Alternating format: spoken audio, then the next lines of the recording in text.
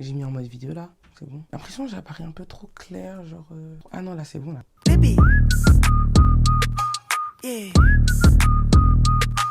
Si vous êtes les meilleurs, soyez les meilleurs.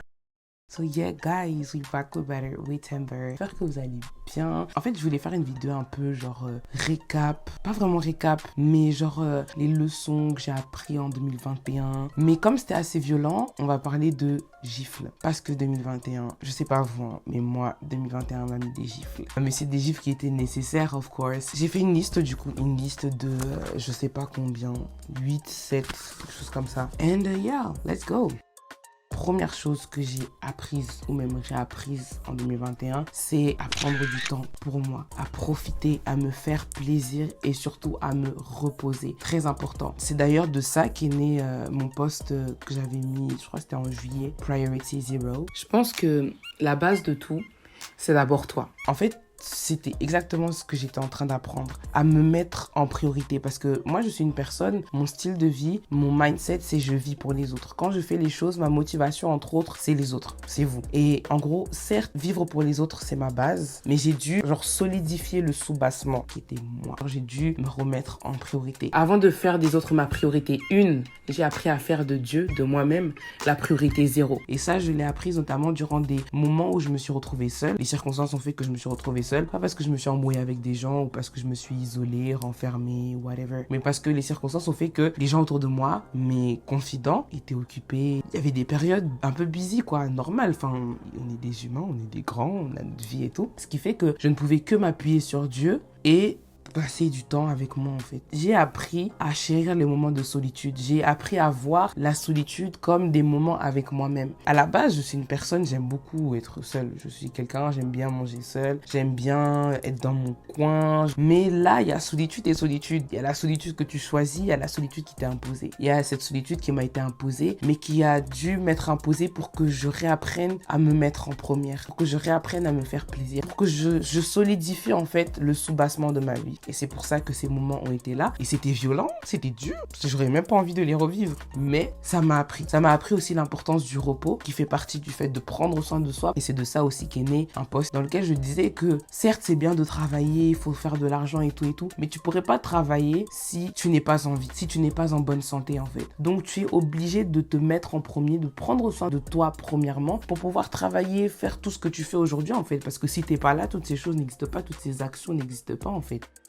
Deuxième chose que m'a appris 2021, c'est à m'exprimer, à mettre des mots sur ce que je ressens, sur ce qu'il y a dans mon cœur. Que ce soit genre pour moi personnellement ou que ce soit même vis-à-vis des autres, dire quand quelque chose me déplaît, quand quelque chose m'a blessé, quand quelque chose... Voilà quoi, ça veut pas du tout dire que je suis arrivée, pas du tout, mais j'ai dû apprendre à le faire. Premièrement, comme je disais, pour moi-même, c'est-à-dire que parfois les gars, juste parler ou juste écrire, ça fait tellement du bien. Ça fait tellement du bien, genre... Je me rappelle d'un soir où c'était une période où j'étais pas forcément bien, mais je savais pas pourquoi. Et j'étais en train de faire un audio. Un moment dans l'audio, en fait, j'étais en train de dire que voilà, ces derniers temps, je suis pas trop bien et tout, mais je sais pas trop pourquoi. Et puis en parlant, le fait que j'étais pas forcément bien s'est confirmé. Et la raison pour laquelle j'étais pas forcément bien a été exprimée, s'est manifestée. Et j'ai compris, en fait, j'étais même en train de pleurer dans l'audio, miskin. Mais en fait, ça m'a aidé à comprendre quel était le problème et du coup d'y remédier. Parce que une chose que j'ai compris, c'est que constater une blessure, c'est le premier pas vers la guérison. Parce que tu pourras pas chercher à guérir cette blessure si déjà tu ne la vois pas. Et le fait de pouvoir mettre des mots sur ce qui ne va pas, le fait de voir, de comprendre, de cerner, de constater que là il y a un problème et ce problème c'est ça, ça permet de faire ce premier pas vers la guérison. Le fait de faire des audios et d'écrire, ça m'a beaucoup aidé. Et même dans ma vie avec Dieu, le fait de parfois faire des audios, ça m'a permis de parler à Dieu comme j'avais besoin de le faire. Parce que parfois on rend la prière trop difficile, il faut parler le dernier des Français et tout. On oublie que Dieu c'est aussi notre ami. Et le fait de faire des audios, parfois ça m'a aidé à parler à Dieu comme je parle à mon ami et comme j'avais besoin de le faire et ça m'a fait tellement du bien. Et du coup aussi vis-à-vis des autres, j'ai appris à dire quand quelque chose me déplaisait. Parce que moi je suis une personne, je vais pas te dire si tu m'as vexé, etc. Ce qui va se passer c'est que en fait je vais te justifier moi-même, je vais te justifier parce que c'est pas que j'aime pas mettre la faute sur les autres, mais j'aime pas me dire que on m'a blessé, que tu m'as blessé. Du coup je vais te justifier et je vais ranger ça dans un couloir, dans un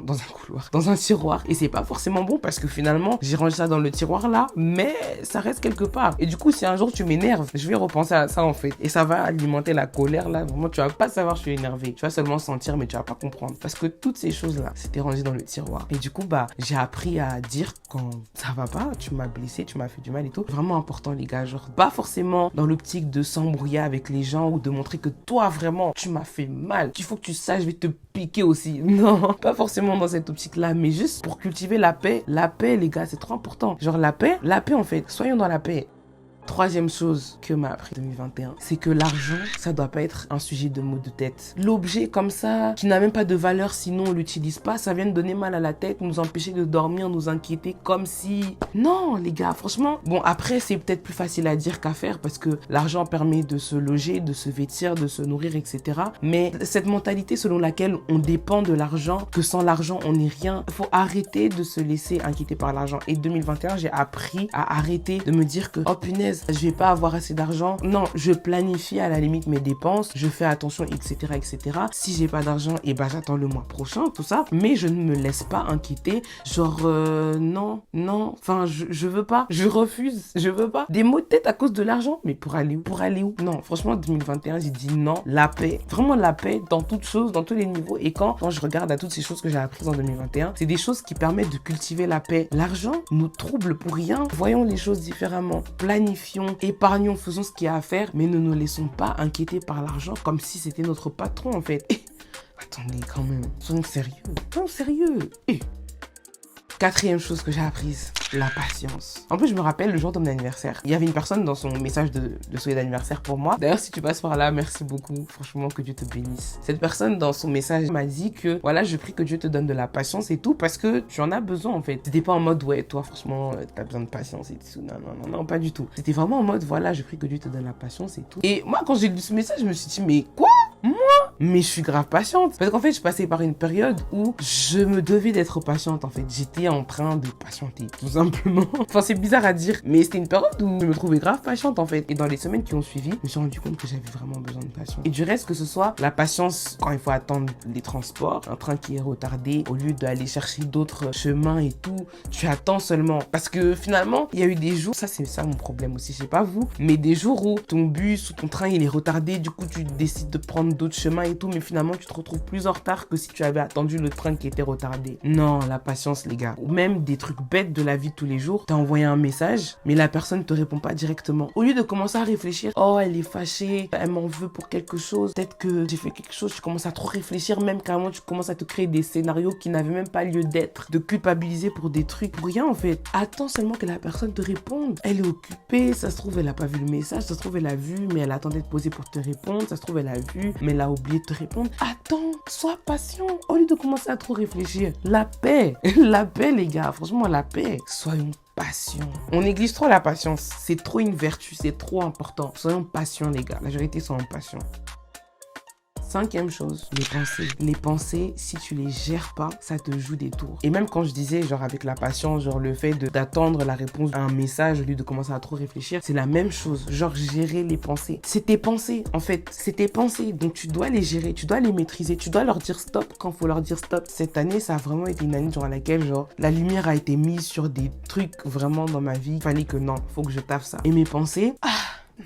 Je me suis rendu compte de combien je me laissais tuer, détruire par mes pensées. À trop réfléchir, genre ça détruit ma confiance en moi-même. Ça a même des fois entravé, comment dire, dégradé. Voilà, ça dégrade des relations parce que tu crois que l'autre t'en veut pour un truc alors que archi pas. Tu crois que, en fait, c'est trop. Franchement, les pensées, ça te détruit toi et ça détruit aussi ton environnement, ta vie, même ton travail. Il y a un terme en anglais, je sais pas pourquoi ça n'existe pas en français. Overthink, surpenser, je dirais. Genre tu surpenses, tu réfléchis au-delà du niveau de réflexion auquel tu devrais t'arrêter. Genre tu penses trop, tu réfléchis trop, tu dépasses les limites en termes de réflexion. Calme-toi. Calmos. Moi en tout cas, j'ai dû apprendre. Je suis pas arrivée, je suis pas encore doctorat de maîtrise de pensée, mais je fais beaucoup plus attention parce que c'est vraiment dangereux. Des fois on réfléchit trop, hein. On se rend pas compte, mais il faut faire attention.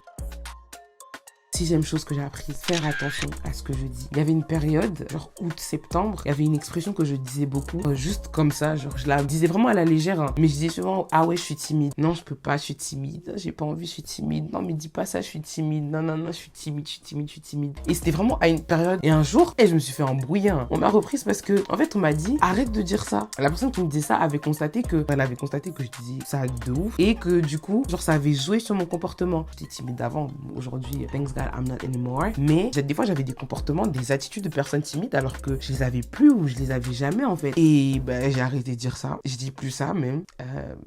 Après, quand j'avais fait une introspection, je m'étais rendu compte qu'effectivement, je disais beaucoup ça. Que, effectivement, ça avait eu des effets sur mon attitude. Et même d'autres expressions. Par exemple, il y a une chose que je ne dis plus, que j'évite au maximum, c'est de dire que j'ai la flemme. Je ne dis plus, ah ouais, j'ai la flemme. Des fois, j'essaye de trouver un échappatoire en me disant, j'ai pas la force. J'essaye aussi d'éviter de dire j'ai pas la force parce que c'est même pas mieux que dire j'ai la flemme en fait. J'évite de dire des choses comme ça parce que du coup, ça me motive à avoir la flemme, mine de rien. Ça me motive mon cœur, mon corps, tout à avoir la flemme.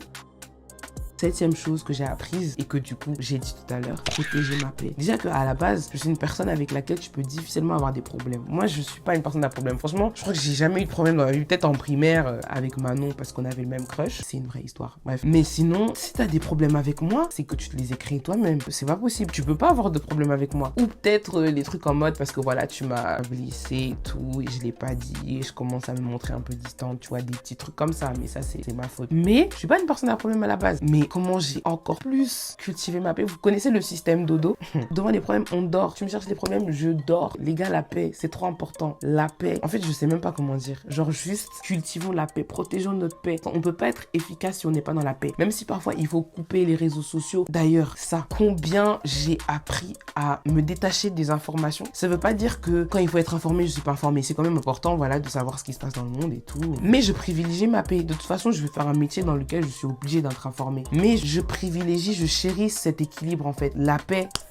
Si je suis pas en paix, je suis pas efficace. Si je suis pas en paix, mon cœur n'est pas en bonne santé. Si je suis pas en paix, ma santé mentale c'est chaos. Si je suis pas en paix, c'est compliqué. Donc je privilégie ma paix par-dessus tout. Si je dois te mettre en mute, je te mets en mute, mute unfollow, parce que il y a des choses qui font que ça ne contribue pas au bien-être de ma paix. Et ben je vais le faire. Genre vraiment, la paix, genre je vous assure, c'est vraiment trop important. Parfois des gens ils peuvent se dire ouais t'abuses, t'es égoïste. Non, moi je parle pas d'égoïsme. Je parle pas de protéger sa paix au détriment des autres, mais protéger sa paix à un niveau même où ta paix devient même contagieuse. Les gens sont dans la paix quand ils sont avec toi, ou ça encourage les gens à être dans la paix aussi. Mais non, n'en parle pas d'égoïsme, pas de... non, non, non. La paix, juste protéger sa paix.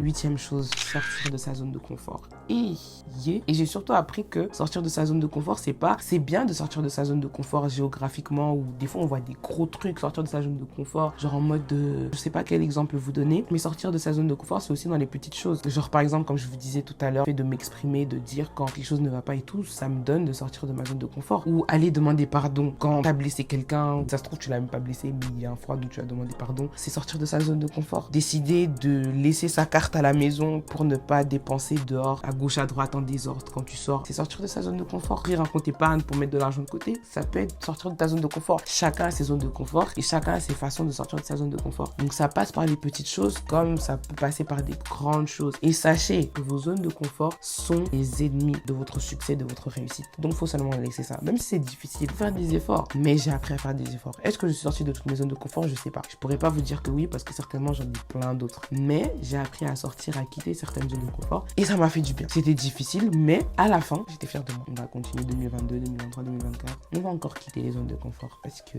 c'est important et ça nous rend plus forts. On est plus fort à l'extérieur de nos zones de confort qu'à l'intérieur. Intéressant. Ah, et dernière chose que j'ai apprise. En fait, il y a une expression, on va dire dans le dictionnaire chrétien. Il n'y a pas de dictionnaire chrétien, mais il y a une expression commune qui dit que Dieu est l'encre de notre âme. Je n'ai jamais compris cette expression avant cette année. Attendez, je vais vous lire la définition de encre. Une encre, c'est une pièce d'acier suspendue à une chaîne que l'on jette au fond de l'eau pour qu'elle s'y fixe et immobilise un navire. Et j'ai compris que Dieu était l'encre de mon âme dans ces situations où mes émotions, mes sentiments allaient dans tous les sens. Je ne comprenais pas ce qui se passait, j'étais troublée, j'étais vraiment ballottée capoté dans tous les sens. Et Dieu s'est montré comme étant l'encre de mon âme, dans le sens où il est venu stabiliser le bateau de mon cœur en me disant voilà, calm down, like, en me rassurant en fait, en me donnant la paix dont j'avais besoin. Genre c'est vraiment cette image là. Dans les moments où je suis troublée, tous mes sentiments sont secoués par les événements, où vraiment c'est... Et bah Dieu il vient stabiliser mon cœur. Il me dit ne t'inquiète pas, je suis là, je gère, je suis au contrôle. Tu es mon repos, tu es au contrôle. C'est vraiment trop beau. Franchement, ça m'a fait tellement du bien. Surtout que, comme je vous ai dit, c'était une année où j'ai eu beaucoup de périodes où je me suis retrouvée seule et tout. Des périodes où mon cœur, vraiment, il était vraiment secoué. Mais vraiment, Dieu s'est montré comme étant l'encre de mon âme. Mais vraiment, s'il l'avait pas été... Voilà un peu ce qu'a été 2021 pour moi. N'hésitez pas à me dire en commentaire comment a été 2021 pour vous. Qu'est-ce que vous avez appris, des choses, des moments, des mois qui vous ont marqué, je sais pas. Dites-moi un peu en commentaire, ça m'intéresse. Ça m'intéresse de savoir un peu, de lire ce que vous avez vécu, de lire votre expérience, votre témoignage de 2021. Donc voilà, dites-moi tout en commentaire. On se retrouve... Je sais pas, j'avais dit au moins 2 vidéos par mois. Donc là, là c'est la première vidéo du mois, donc la deuxième. La deuxième sortira quand? Je ne sais pas. Mais je pense qu'en fait, je vais publier mes vidéos soit genre tous les 7, 17, 27 des mois, genre sur ces jours-là, ou des multiples de 7. Allez savoir pourquoi. Je me suis dit ça depuis que j'ai posté ma première vidéo le 27 décembre et décidé de poster la deuxième le 7 janvier. Suivez-moi sur Instagram de toute façon pour toujours avoir les updates, les annonces et tout. Puis surtout, activer la cloche de notification. N'oubliez pas de me dire en commentaire du coup comment a été 2021 pour vous, de liker la vidéo et d'activer la cloche de notification pour être là, pour être à l'affût quand la prochaine vidéo sortira. En tout cas, merci d'être là la team, merci d'avoir regardé la vidéo jusqu'à la fin. On se retrouve une prochaine fois pour the next video. En attendant, prenez soin de vous, protégez votre paix, prenez soin de votre paix. Et puis, voilà quoi, à la prochaine la team.